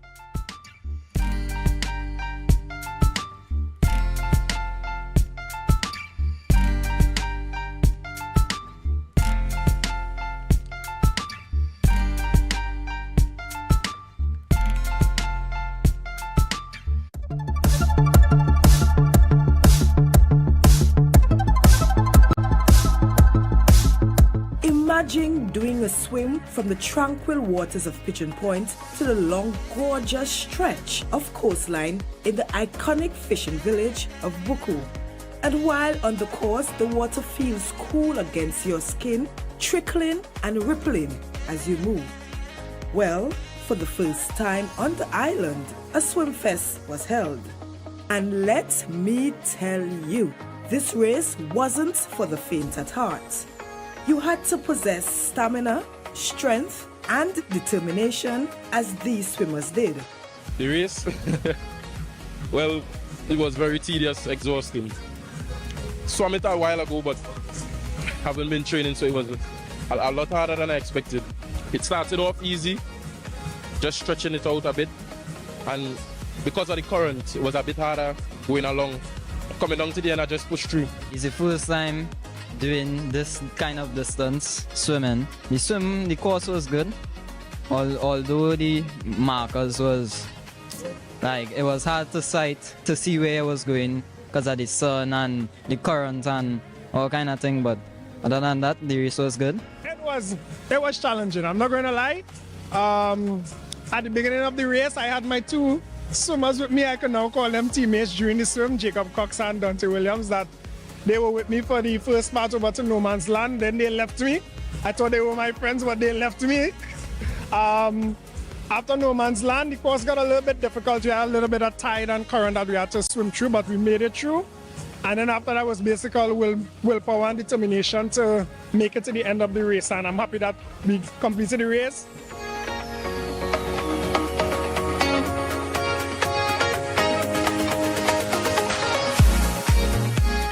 I want Tobago people to begin to understand that we must not limit ourselves. If you think there is something big you want to accomplish, do not for one moment sit back and cower under fear. You could step out, you could get the right advice and try and execute the idea. And this is what the only female participant has to say about her swim. It felt exhilarating. I loved it. There was currents, there was big fish. I was snorkeling and swimming fast at the same time. This is the best place to have your first big swim race, and it's a bucket list thing for me to do, so I appreciate the experience and opportunity. And of course, what's an event without hearing feedback from the patrons? The event is a very good event. I think they should introduce more young fellas into sports. Swimming is one of them, and many other sports that include waters. Today I enjoyed this. It was very fun. It was fantastic, and I like to swim. To bring the curtains down, there were lifeguard and assemblyman races, where Assemblyman Niall George came out victorious. That was a production of the Department of Information, Office of the Chief Secretary, Tobago House of Assembly. Yeah. Hey. Tobago updates. Good morning, Tobago. Wake up with Candace and Denise. Let's go. It's a brand new morning. Rise up to a brand new. Welcome to Good Morning Tobago on Tobago Updates, your source for current affairs in Tobago, Trinidad, and the region. With the perfect conversations to complement your morning routine, I am Candace Jackson, and let's get started with the news in 90 seconds. A $12.5 million budget was set for the Tobago Carnival, according to a press release from the Division of Tourism, Culture, Antiquities, and Transportation. This budget will cover expenses for interest groups, logistics, infrastructure, and related costs for this year's festivities. The budget is lower than last year's, but the division is committed to ensuring the carnival's sustainability. They have three major sponsors on board: Republic Bank, B-Mobile, and Carib Brewery. The division is coordinating carnival festivities through three special purpose companies: the Tobago Festivals Commission Limited, the Tobago Tourism Agency Limited, and the Tobago Performing Arts Company. Up next, former National Youth Parliamentarian Kaleem Ali expressed concerns about the proposal to raise the retirement age from 60 to 65, as presented by Finance Minister Calm Imbert during the 2023-2024 national budget. Speaking at the Youth Budget Talks 2023 event in Port of Spain, Ali argued that this change could lead to fewer job opportunities for young people. He emphasized that if individuals work for an additional 5 years, it would delay young people from securing stable employment by the same duration. To address this, Ali suggested that the National Insurance Board should explore more profitable investments to sustain funds. And finally, economist Justin Ram believes that Finance Minister Calm Imbert's plan to expand Caribbean Airlines fleet, including leasing more aircraft, could drive economic growth. This expansion proposal was introduced during the 2024 budget presentation to bring the airline's fleet back to back to its pre-pandemic size. At a post-budget meeting at the Hilton Trinidad Conference Center, Ram stressed the importance of improved air travel connectivity for the state-owned airline's financial stability. He also advocated for dedicated cargo aircraft and urged sectors like manufacturing to utilize them. Ram emphasized that in addition to expanding Caribbean airlines, addressing airport infrastructure is vital for success. And that concludes your news in 90 seconds. And viewers, getting straight into our conversations this morning, yes, we are still talking quite a bit about the budget. You know, a little bit later on today at about 1:30, the Parliament is going to reconvene and we are going to have the kick-off of the budget debate, starting with Opposition Leader Kamala Persad-Bissessar, as we dive a little bit into it. And we're going to hear a bit more about what are the various plans from the various ministries for Budget 2024. So for this morning, we are going to be talking a little bit about national security. And to give us a perspective on some of the plans that were outlined by the minister on Monday, we are being joined by former Commissioner of Police and the political leader of the National Transformation Alliance, Mr. Gary Griffith. Good morning and welcome to you, sir. How are you doing? Fine, thank you. Good morning. I think I will spend more time speaking as the previous Minister of National Security to explain what was lacking in that budget. Certainly, you're definitely an expert all around where this is concerned. But I want to get, first of all, into one of the major plans that were announced by the minister is his idea, or the idea of the government to combat crime, is to triple the police force. Is this going to be effective in your opinion? But the answer is that there's an established strength to the Trinidad and Tobago Police Service, and we are short 1,400 officers. But however, that is not the problem, because the same number of officers we have now, where it is the country is experiencing the highest crime rate in our history, it's the same number of police officers we had 2 years ago when I was Commissioner of Police, and that wasn't a concern. Never before had we seen such high visibility police officers everywhere you turn. There was always these things of a few moments later, a rapid response. And because of that, it shows that it is not because there's a shortage of police officers. It has to do with how you manage the police service. And that is what is required. So yes, it is that there's a requirement for us to increase the establishment. But by and large, Trinidad and Tobago Police Service, the numbers, it is probably among the highest in the Americas in relation to the population. So, and there's been a lot of research done by different organizations have confirmed that. So it is not the importance is not for us to increase quantity, but to enhance quality and making sure the number of officers can actually operate at optimum level. The difference with this administration is they want to spend more time taking the police officers back in the police stations, and that's what's happening now. Whereas 2 years ago, every corner, everywhere you go, you'll be seeing police officers, you'll be seeing police vehicles. People complained about seeing it, and that's the same numbers that we have now. Now, they love to put police officers back in stations. So you have 12 police officers sitting in a station waiting for one report every day, if so much. As it pertains to the recruit intake, the concept that they had, every single thing, they had 8 policies in this whole budget allocation for national security. Every single one is a regurgitation, a total repeat of what was there when I was Minister of National Security under the People's Partnership Administration or as the Commissioner of Police. This was a copy of what it is we did in 2014, where we tripled the number of recruits by moving the training from the police academy into the Chaguaramas Convention Center. So all they've done is copy exactly what we did 8 years ago, but because of bad mind and pettiness, they refused to continue that process. So for 8 years, they went back to the police academy, and even when I was the Commissioner of Police, I tried to get that done. They refused. So going back now to this situation, the problem exists that if you go back to the Chaguaramas Convention Center, which is what I use as Minister of National Security to do what they intend to do now, which is to triple the intake, it is going to cost the taxpayers over $30 million to refurbish that Chaguaramas Convention Center because of the failure of the government to utilize it since 2014 for the same thing. And whereas the police academy, there are lots of different facilities next to the academy that could be used. So my point being is that it's just a copy, but everything else in that budget presentation from social media, we actually established a social media response team. We had online reporting. We had a police app that was the largest app in the country at the time. We had online reporting. We had SOS. all of these things they scrapped. So that they're speaking now about social media.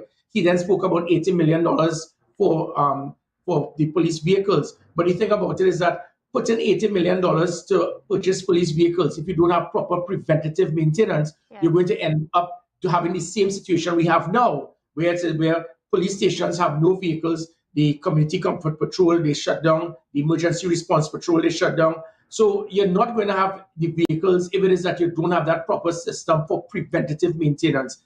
He spoke about $15 million for the riverine unit. I established that 2 years when I was commissioner of police. It is the first time the police had a marine unit in over 2 decades. And they decided to virtually shut it down for 2 years. And now they're trying to bring it back by pumping $15 million into it. He spoke about polygraph testing and vetting. That is what was done for the first time in years in the police service when I made it mandatory for polygraph testing and drug testing, especially for elite units such as the Special Operation Response Team and even units that will be on the coastline to ensure that police officers will not be on the take as it pertains to the illegal entry of drugs and human trafficking. He then spoke about support with the U.S. authorities. We provided a coordination between us and the NYPD for the first time that assisted us to establish the gender-based violence unit, media monitoring unit, getting this training, customer service training. So all that he spoke about with the U.S. authorities, that was already there and they ignored it for 2 years. He then spoke about the scanners. We acquired 2 scanners, mobile scanners to assist the ports, and they decided to scrap it and not use those scanners for 2 years. He then finally spoke about the dormant vessels, which for 8 years they refused to use. Those dormant vessels. Actually, I want to stick a pin there on those vessels and so on, because in Tobago we do have a major concern when it comes to the Coast Guard unit, because we actually don't have a vessel anymore here in Tobago. We have to wait until a vessel comes from Trinidad, and it only comes from Trinidad depending on the instruction from the higher ups. But when it comes, like for instance, we had a situation the other day where we had a drowning out in the Buku Reef Marine Park, and we had to use one of our scuba diving vessels from one of our local people. The Coast Guard had to use that to go and recover the body. So what's really going on where the Coast Guard is concerned, especially for ensuring Tobago is protected?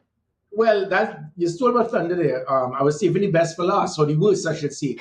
I challenge anyone, name one thing that this government has done to assist in security for Tobago in this budget allocation. Name one thing.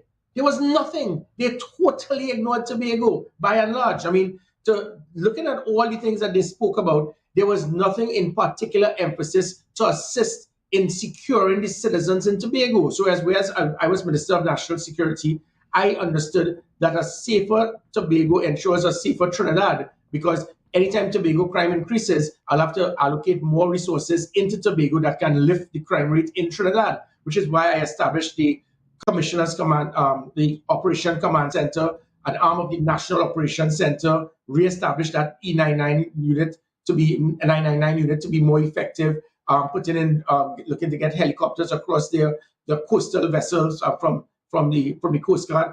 Nothing that they have said to put emphasis on trying to assist in the development and the protection of Tobago by putting emphasis on the ports, making sure. It is so comical. Like I continue to state, you're going into Tobago, you have to come out and go through a walkthrough scanner. But every vehicle that enters to go into Tobago, it is not checked. So what are you scanning the individual for? It is comical. We're supposed to put emphasis on those ports with getting K9, making sure that we can lock down to ensure that the illegal weapons and illegal drugs that we have amassed in Trinidad cannot get across to Tobago. But there was nothing established. And again, going right back to Coast Guard, it is obvious that there must be emphasis to secure Tobago. When I was Commissioner of Police and I established the riverine unit, I had it in my budget for 2021 to 2022 to ensure that we have an arm of the Marine branch in Tobago from the Trinidad and Tobago Police Service. This was totally shut down after I left. It shows a total slap in the face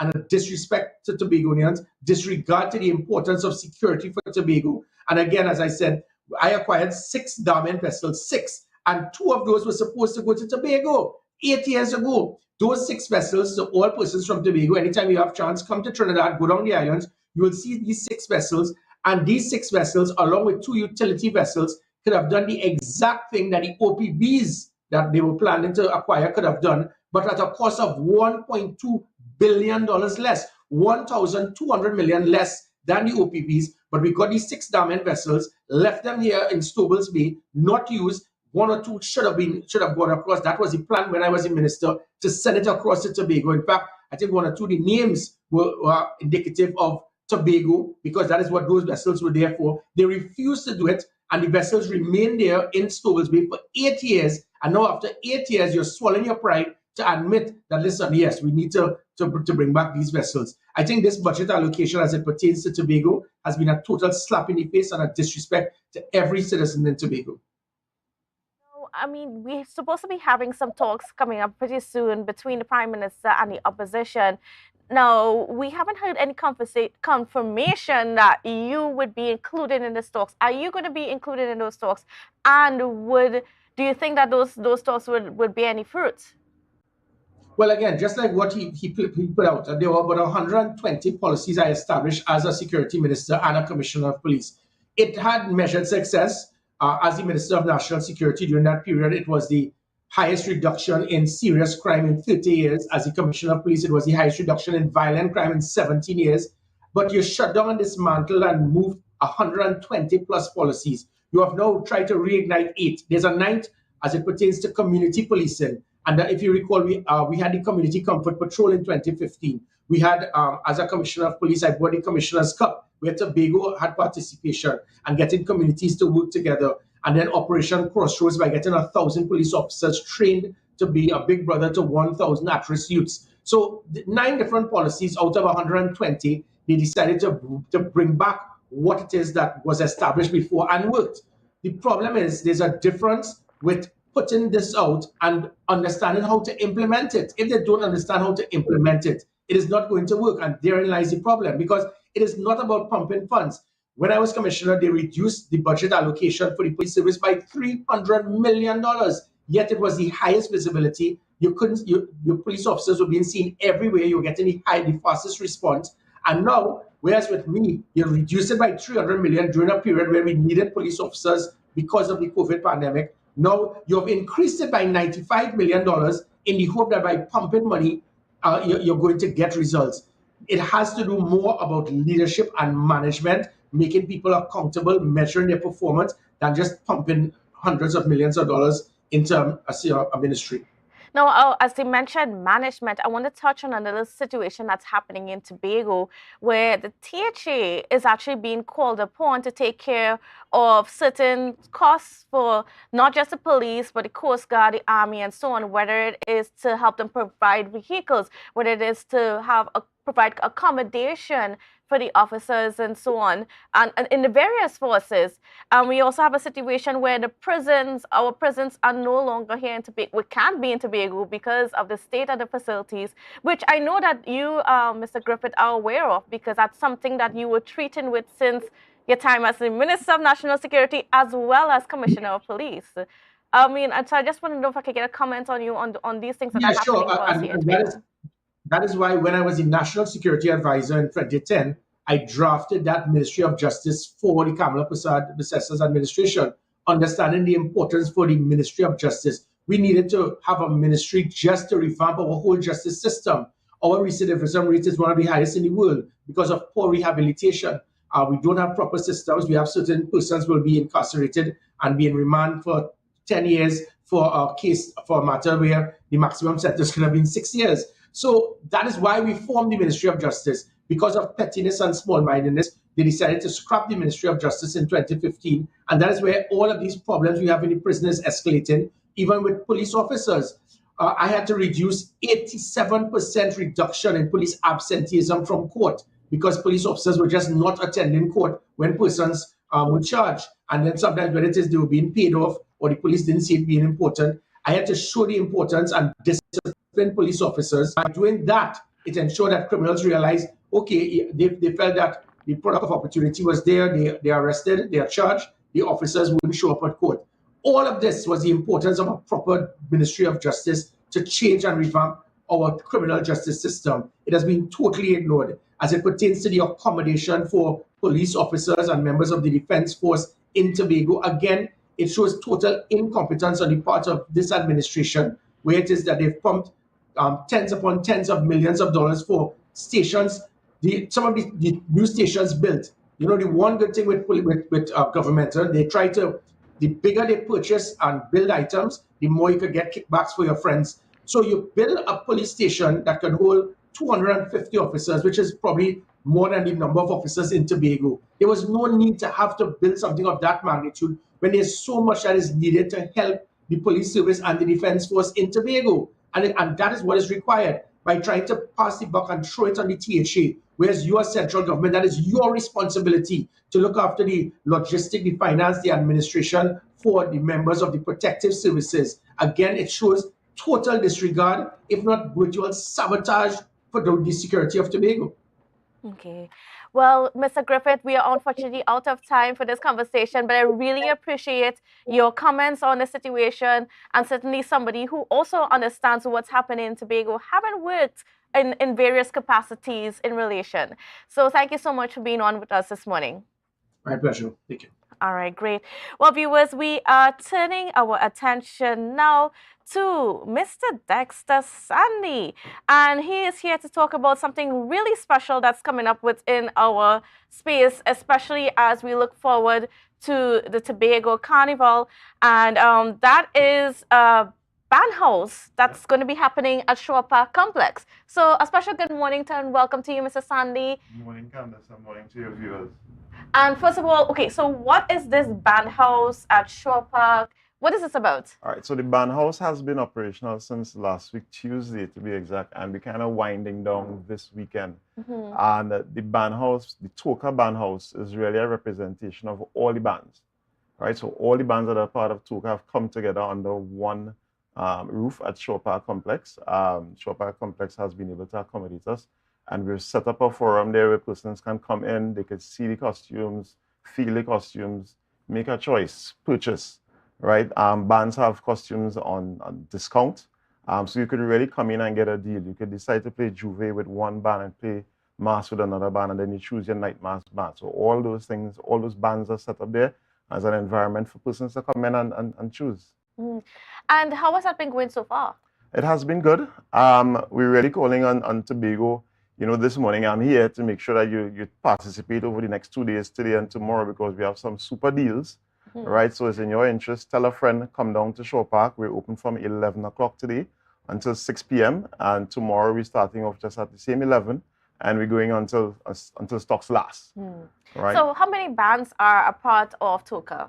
As it is right now, Toka has about 22 bands under its umbrella. Right. Juve and Pretty Mass. Yep. Yes. And I mean, it was voluntary. So the band leaders would have really seen the value in coming together as a team. And we teamed up and we spoke with the Tobago House of Assembly. We shared our views. We would have spoken with the ACP, Collis Hazel. We'd have shared our views there in terms of what we're looking for on the road. And pretty much we are part of the planning process because we do have a collective voice, right? And the band house is another representation of our collective voice. I mean, on the screen here, you would see videos and images of the costumes that are available at Shore Park. So it's ready for everybody just to come down to Shore Park today. Today also, we will have the ability to sell online. So, you know, persons who may be at work and they say, I can't get time to run away from work, welcometobago.com will be facilitating the sale of costumes from today. So you can log on that portal today and tomorrow and catch those deals. Yeah. Great. Now, what's going to be, okay, just tell me about the formation of Toka and why you guys felt a need to come together in such a cohesive manner. Yeah.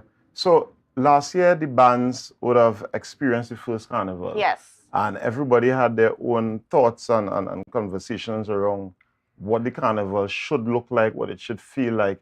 And as band leaders, we were kind of disjointed, right? And with the announcement that we're going to go this second year coming, we decided, look, let's pull together.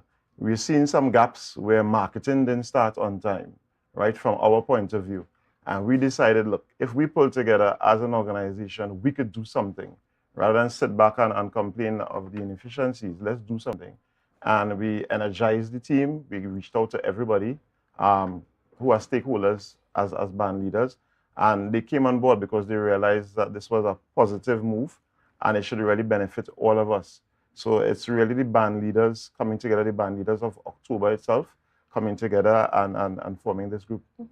And then what's the vision going forward? Because, I mean, we're second year into the Tobago Carnival, and, I mean, Tobago Carnival is still figuring out its identity and all of that. So what are your views as a stoker going forward for Tobago Carnival? So you would see some differences this year. Last year there was Juve in Crown Point. Last year the route was planned a particular way. This year there's a shift where they have centralized everything in Scarborough. The routes now, as proposed, should be going in the opposite direction that we took last year. And this is part and parcel of a product now forming, right? There's no perfect way as yet. So we tested last year. They're now testing this year. Toka is on board with this test. And let's see where that takes place this year so we could plan next year. Definitely, Toka as an organization, we have already promised to do a post-assessment and submit a document to the Tobago House of Assembly from our point of view as to what would have gone well this year and where we see things could improve. So definitely we'll submit that document and let's see if our recommendations are taken. Yeah? So, and then tell me about that stakeholder engagement as well, because this was something that's been boasted about from the division side. But of course, you know, it might be different on your side, but so tell me a little bit about that. And are you satisfied? Are you satisfied with the stakeholder engagement that you've experienced so far into making Tobago Carnival what it can be? So the stakeholder engagement, the entire carnival started off late. Yes. The entire push, I would say, for the carnival started off late. But the stakeholder engagement has really been consistent since we've started. So, I mean, I must commend ACP Hazel. He has met with us at least 3 times. And we're actually meeting again today at Shore Park for 10 o'clock. Not just us, but other stakeholders to make sure we're all on the same page, right? The Secretary for Tourism, Councillor Boris, she would have met with us, right? Heard our concerns, and through her division, try to put things in place to facilitate us. So they have engaged us. We have also engaged our band leaders community to make sure everybody understands what it is we're aiming to do. So, for example, last year, it was described as a truck fest. There were a lot of music trucks on the road, which kind of outnumbered bands. So we as an organization said, look, bands, we need to really look at the numbers. Do we need 20 trucks on the road? If a band consists, if you register a band and in terms of your masqueraders, you only were able to attract 20, are you really a band, right? You should really represent a section of a band. So here's what we're going to do. You're still going to remain with your identity as a band, but you're going to now team up or cluster with another band. So that behind a music truck, we may have 3 or 4 bands that will make up an absolute number of probably 400 or 500 masqueraders. And that will look much better than having multiple music trucks to small segments, right? So Toka was able to accomplish that, and the band leaders are fully in support of it. And those are some of the things that came out of the engagement, our internal stakeholder engagement, as well as I said, the ones with ACP, Hazel, and the Secretary. Certainly. And there are some people that are saying that the hype for Carnival is missing for Tobago Carnival. It's the second year. Yeah. Last year had a bigger hype. What is your opinion where this is concerned? When it comes to hype, I think culturally, Tobago, we come in last minute. You know, the fever, we don't catch the fever until the week of, right? Or a few days before an event. And it's something that it sometimes works against us. But we really need to acknowledge that the carnival is here from a very early stage and jump on board. You know, bands would have launched from as early as June 18th, right? And they had costumes available for sale. But did they attract buyers between June, July, probably early August? Not really, because we like to hold back and you know, we procrastinate a bit. So it's really for Tobagoans to kind of just let us change. Things launch early, let's jump on board early. You usually get the early bird specials. Yeah, you get the advantage of price reductions at that stage. Jump on board early. In anything that we do, any product that is out there, we really need to take advantage of it from an early stage, and then that helps to create the vibe and build the momentum. Yeah, and it will only lead to a great festival. And what about attracting people from Trinidad? Mm-hmm. Are the bands being able to pull their Yes. supporters? So individual bands would have done social media marketing, sponsored posts and things like that. Some would have done pop-up shops at various spaces in Trinidad. Up to last weekend, the Tobago House of Assembly, they would have led an initiative for 3 days in Trinidad, marketing Tobago Carnival. So yes, we would have done those things actively in Trinidad. We would also have reps. Bands actually have reps in Trinidad now, going around to different interest groups and marketing. And some of us would have at least partnered with particular entertainment groups, persons who throw popular parties in Trinidad, to get them to team up and bring some of their members to Tobago. So that has worked pretty okay. I know we as TOCA, we would have reached out to the Caribbean Airlines for some level of support, because as we build the interest in Trinidad, we needed to get confirmed seats to come to Tobago, right? And Caribbean Airlines has supported us to an extent. We were able to facilitate some masqueraders. I mean, right now there are more asking to come. So it's still a work in progress. The Port Authority, they have put on 4 sailings the week of Carnival per day, and Monday and Tuesday to leave Tobago, they have the additional sailings on. So we're seeing it there. It's really just for persons to be able to get the tickets and come across. But bands have been pushing, because we know whilst Tobagonians do play mass, the majority of Trinidadians really show interest, more interest in the mass. And it's something we accept. Yeah, so it is just the reality of the situation. It is the reality, yeah. And I mean, let's maybe talk a little bit about Carnival, if that's okay, a little bit. You know, last year we saw quite a lot of artists coming into the space and doing their thing. And this year, there seems to be a little bit of a difference. Is that a deliberate shift, or what's going on with the change in terms of the events, the fetes, the all-inclusive leading up to Carnival? I think last year we had a lot more promoters jumping into events, because it was the first Carnival. It was right coming out of COVID and things like that. This year, the promoters, from what I observe, they're a little more cautious. So not as many of them have come out to do events, but there are key events. I saw that they posted a calendar of events, which comprises of, I think it's about 15 to 18 events, which is the week before Carnival and the week before that. Even right up to our last lap, I see advertising at Pigeon Point.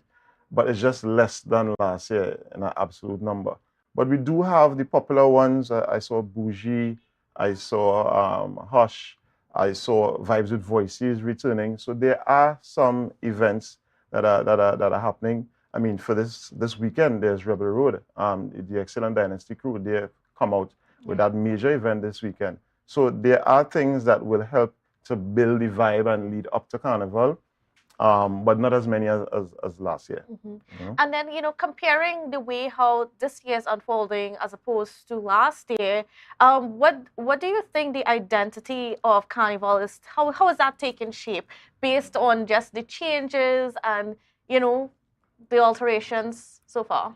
The identity of the Carnival, it really speaks to the elements that are able to come out during the Carnival, and all the interest groups need to really push to make sure that their product in whatever shape or form is the best. So we have the pan people coming out on Friday. I know they're trying, Brian and his team, they're trying their hardest to shape a particular product for that Friday that will appeal to pan lovers, right? They've tried to include bands from Trinidad to come across in their numbers and participate. The Juve bands, for example, Mud, they have formed the Mud Festival, right? Festival of Mud, and that happens after Juve. So it's really a unique product to encourage persons to come and immerse themselves in the mud. And all these things that happen help to build and shape what is Tobago Carnival, right? I mean, the Pretty Mass will come on the day on Sunday. The Night Mass will happen on Saturday night. Even on the Sunday, I know the division has announced they have a special route for the traditional bands, and they're really doing something special for the traditional bands. So I know that would be a spectacle to see. Mass will be available on the route from as early as 9 a.m., right? So we'd encourage persons to come out very early, not just look for the beads and feathers, but really look for the jab, the Moko Jumbies, the fire breathers, all those that participate in the traditional mass. And the Tobago cultural part of it. Correct. Yeah. And I mean, at the end of it on Sunday, there's also the Sunfest after party. That's really geared for masqueraders to go and really cool down. You're not ready to go home. You still want to chip, you still have a little life in you.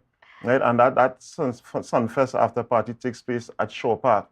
So really and truly from Friday evening to Sunday night, the shaping of Tobago Carnival really happens. And once we all come out and participate, I really think it will be something to be spoken of, and it could compete with a Miami Carnival. Certainly. I'm certainly excited about, just the broadcast for it and stuff, but that's just on my end.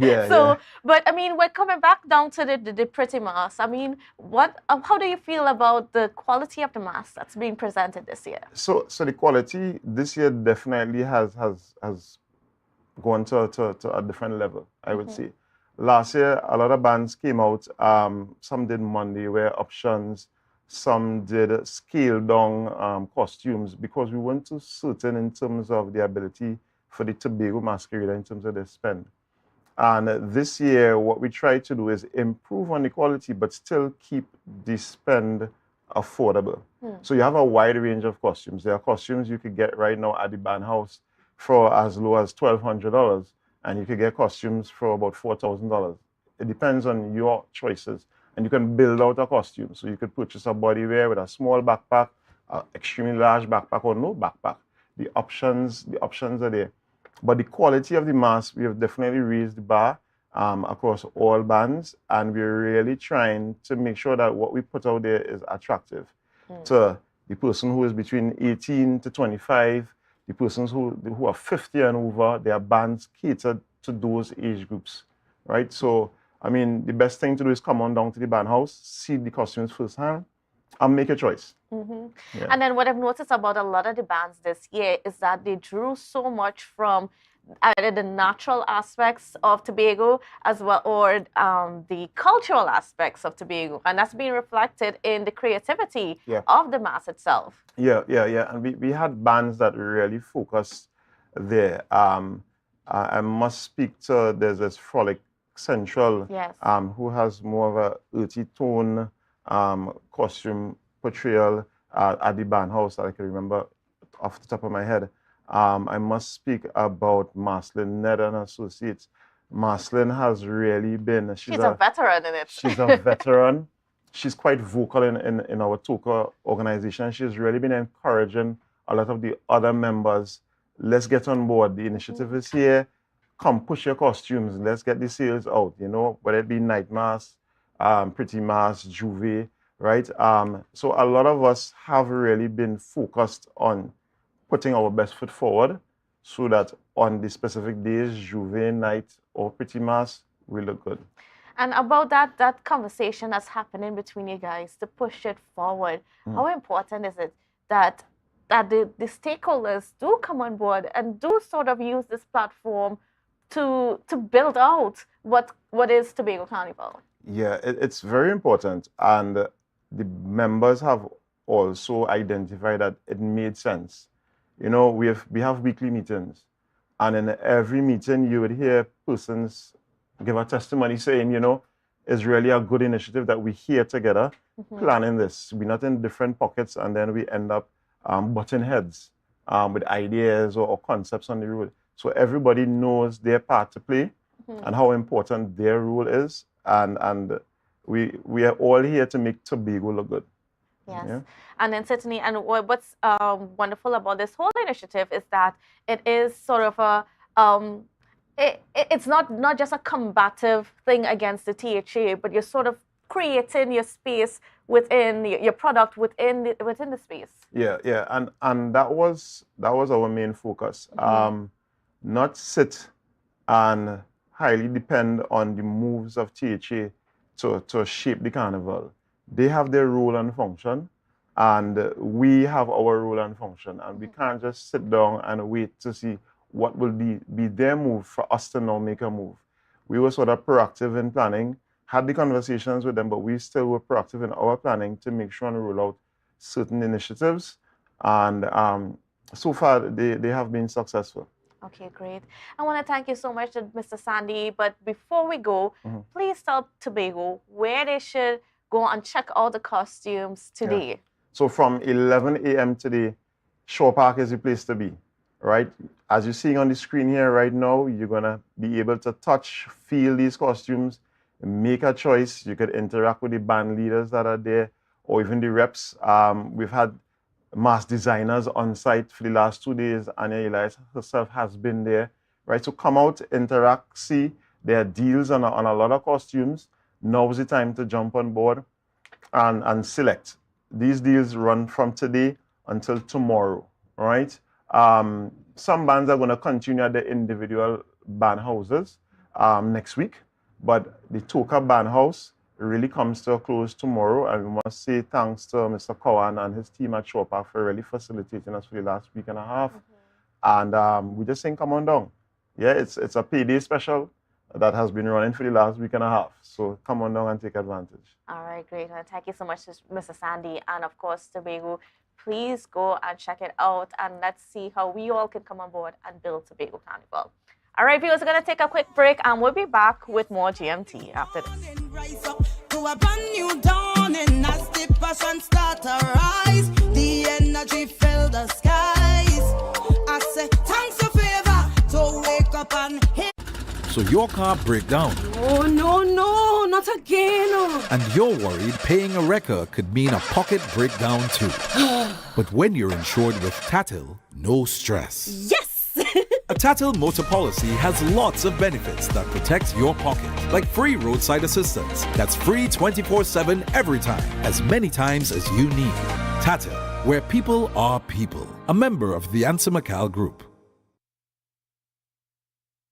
Are you looking for a place for your loved ones? Heavenly Care welcomes you. Located at Northside Road opposite Massey Motors, we offer a variety of services. These include doctor visitations, social activities, geriatric care, and much more. Contact us at 277-9595 or visit us at Northside Road opposite Massey Motors. At Heavenly Care, compassion is at the heart of all care.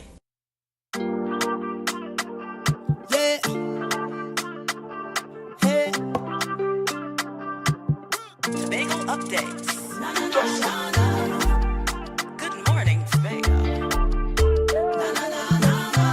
Wake up with Candace and Denise. Let's go.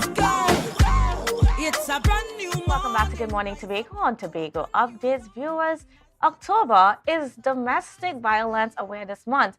And, you hear us talking about it quite a lot. And that's because it happens way too much in our society, more than we would really like to admit.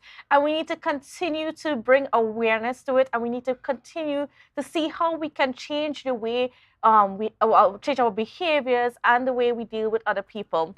Anyways, we are being joined this morning by Miss Monica Mars, and you know her as the CEO and founder of Women of Substance, and certainly one of our greatest advocates for women in to help get them out of domestic violence situations and help us change some of the things that are going on. So special good morning and welcome to you. Thank you, Candice. Good morning. Thank you for having me. Great. Now, and we're also talking this morning about a special event that you are holding, and that is a royalty party, a fundraising event. Yes. Yes. So I am saying a warm good morning to our viewers, both online and everywhere globally. Our Women of Substance Royalty Party is being held tomorrow, God's willing, at Shore Park Cultural Complex, and it is at 4 p.m. We are going to have an exciting event. Not only are we raising, the main purpose of the Tea Party is to raise funds for the organization to lend support to persons affected by domestic violence and abuse. A lot of times people ask, in Tobago, we have a lot of victims of abuse, and the answer is yes. Unfortunately. Unfortunately. And of course, enough conversations are not being had. And that is my main purpose, to continue the conversations, because we have a lot of persons who are suffering in silence. And what we want to do is continue raising the awareness. And of course, it's a non-profit organization, but persons should understand that a non-profit organization, we need money to function. We need money to do all the awareness programs that we have to do. So this is why we are asking the members of the public to come out and support us. The tickets are only $250. And I've had persons say to me, and my board members, when we approach them to sell tickets, like, $250, where you getting for that $250? And we've had to tell persons, you are not going to receive a meal. It is a fundraising event, and we want you to see it as an opportunity to donate to a cause. Yeah, because you may not be directly affected by domestic violence and abuse, but I'm sure if I am to ask you, Candace, if you know somebody who is a victim or is a survivor, and I guarantee that your answer is going to be yes. Yes. Yeah. So your donation of $250 is not just for a cup of tea, but to assist some person that is affected by domestic violence and abuse. And sometimes people ask questions, why are we always talking about this, what the need for domestic violence and so on. But I had an unfortunate conversation not too long ago where somebody was talking about someone that's in a domestic abuse situation, and the person was like, I don't know why this woman doesn't leave. She is of a certain social standing and so on. Why is she staying there and taking that? And I'm like, but haven't we had these conversations so many times where we explain it's not so easy to leave? There's so much wrapped up in the actual act of leaving. They need to have a plan. They need to have financial stability, leaving, and so on. So I just wanted to speak to that, and why is it so important to support your cause? Right. I've had to say over and over, people always ask the question, why doesn't she just leave? Right? And I say to people, it is more than just the victim leaving. Yes. The question is, does she have children? Who would provide support for her when she leaves that abusive relationship, right? Are you going to house her? Are you willing to take her in? Are you willing to take her in with her children and lend that much needed support? It is not only about leaving. There are so many intricacies. This person is in a relationship that she was once in love with her partner, right? So there are emotional ties, there are children in the mix. There's that feeling as a victim. And I'm talking from a place of experience, because during my time, people asked, Donika, why didn't you just leave? You have a good job. You have your own house. You have everything going for you. But the basic human need for love, companionship, for love, people overlook that. And somebody would be in a relationship that they were once in love with their partner. So they are in that place, and a lot of women often think that we are superheroes. We could change people. You understand? So we're there and we're thinking, oh my God, this is wrong with him. He would have experienced trauma in his last relationship. Things would have been bad, and I could be the savior. I could be the one to help him. So you're there and you're thinking, and like in my case, I used to pray that our relationship could have been back at, the years when the early stages of the relationship, when everything was really nice and I was being wined and dined and all that. And a lot of women pray for that same thing, so it is easier said than done. So I tell people, please don't ask a victim, why don't you just leave? Sometimes they are unemployed, and a lot of times they are fully dependent on their partner, who is the perpetrator. So they experience more than physical abuse, economic abuse. which is withholding of funds and not having access to funds to do basic things like providing maybe sanitary napkins, maybe underwear, maybe food, maybe, books to the children. And, we've had situations where clients don't even know their bra size or their underwear size. And that is because the perpetrator is the one who would normally go out and shop, buy those things for them, because they don't have access. Yeah, so they stay in that situation, not because they like clicks, not because they're dotish, not because they just want to stay, but they are in a vulnerable state. They need help. And what we can do and what our organization does is provide that support. Now, we are not at a place where we don't tell persons to leave. It is not our place to do so. What we do is empower, so that we provide you with the necessary tools so that you can make an informed decision. Yeah. So, and how has your organization been able to help these women? Because like I said before, it's not an easy, okay, I'm being abused, I need to leave now. Even though you need to leave now, there needs to be that support there. Definitely. So. And in a victim's mind, the person knows they have to leave or they want to leave. I've had a client call me this week and say to me, Miss Mars, I want to leave, but I just don't know how. Yes. And I need you to just provide that support, right? Now, a person in a violent situation doesn't need somebody saying to them, just get up and leave. If it was me, I would have done X, I would have done Y. I tell people, if you have never been in a domestic violence situation, you will never understand when somebody says, I want to leave, but I don't know how. Because domestic violence and abuse is not specific to persons who are unemployed. It doesn't matter your educational status. It doesn't matter your economic status, it doesn't matter your race, it just doesn't matter. Anyone could be affected.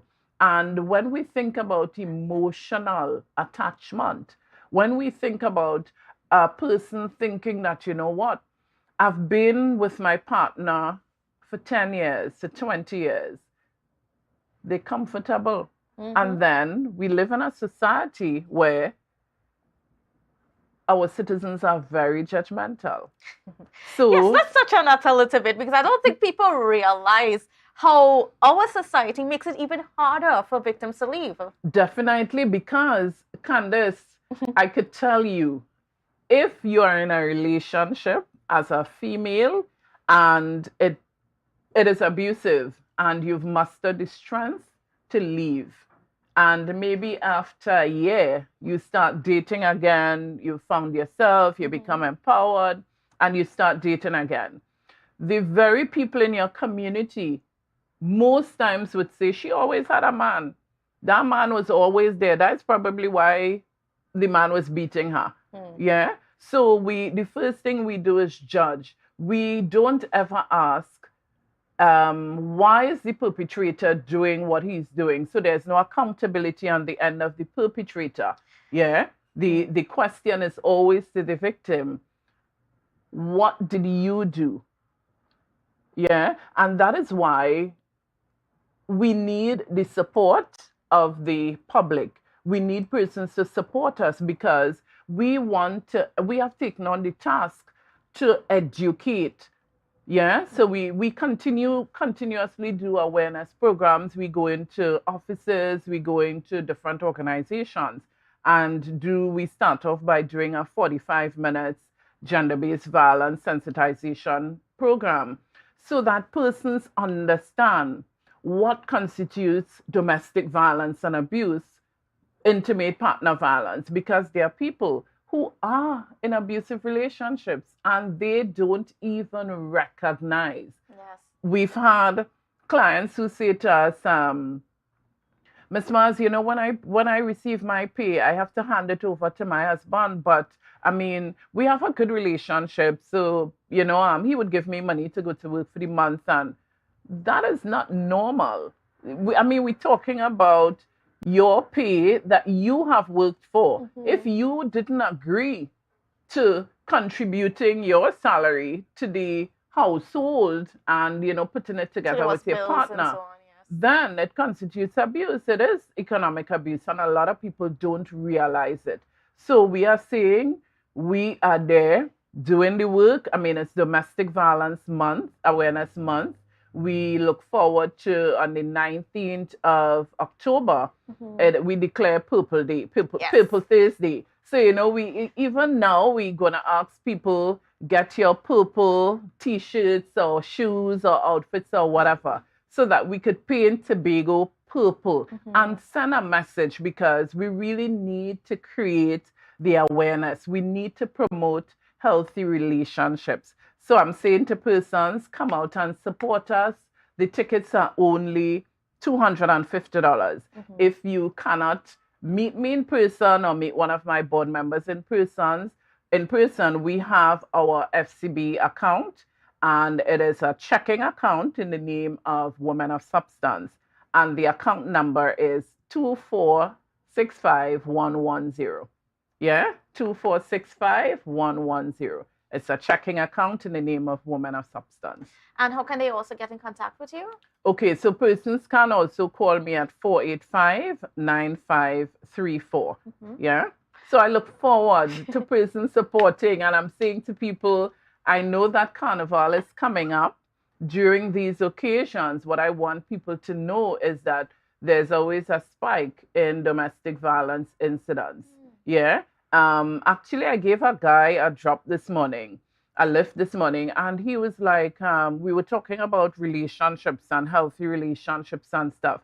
And, you know, we spoke about insecurities. So it's Carnival, and one partner think that, you know what, I want to go out with my friends.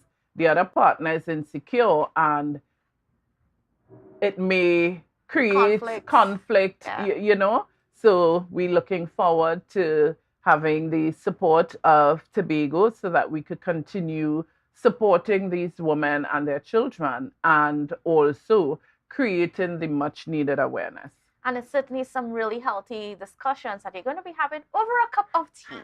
So definitely. And we will be having entertainment. We have Kanika Murray with her beautiful voice. We have Ruby James. We have saxophonist Stephen. You know, so we will be having a wonderful evening. Yes, we've asked persons to wear purple, but I'm saying to people now, if you don't have your purple, put on whatever you have, dress nicely, and come down to the Shore Park Cultural Complex and have a relaxing evening in the midst of persons who are supporting victims of domestic violence and abuse. Of course, if we continue to work towards a Tobago that is free from violence, we are closer to achieving the Tobago being the best or greatest island on the planet. Yes. Yes, people don't understand it sometimes when we deal with the relational things, how that contributes to us just being a better island, economically, socially, everything. Definitely. But I want to thank you so much, Ms. Miles, for being on with us. I think you might be on with us again as we go through this month of Domestic Violence Awareness Month. And so come out on Sunday and support. Saturday and support. And yes, get connected and be a part of the conversation. See how you can contribute to helping change the way we are sometimes in our society. Thank you so much for having me, Candice. I do appreciate. Anyway, so viewers, thank you for being here with us. We have brunch coming up at 10, so you want to log on for that, as well as we have the budget debates starting off at 1:30 this afternoon. So a whole lot happening. Gonna stay connected to Tobago updates for all the updates. See you later.